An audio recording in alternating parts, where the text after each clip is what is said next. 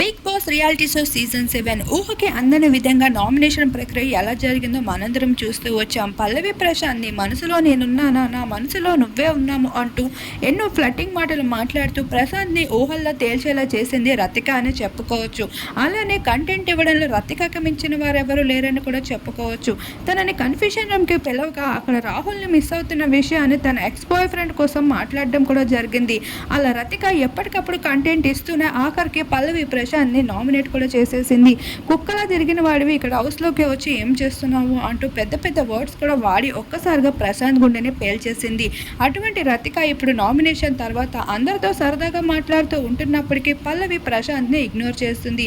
ఇప్పుడు ఏకంగా అమర్దీప్ అలానే సందీపులతో క్లోజ్గా ఉంటూ వారిద్దరిని ఫ్లటింగ్ చేస్తూ వారిద్దరితో ఎక్కువగా క్లోజ్గా మూవ్ అవుతుంది. ఇప్పుడు పల్లవి ప్రశాంత్ అయితే రతిక చేసిన ప్రవర్తనని ఏమాత్రం తీసుకోలేక కుమిలిపోతూ కనిపిస్తున్నాడు బిగ్ బాస్ హౌస్లో.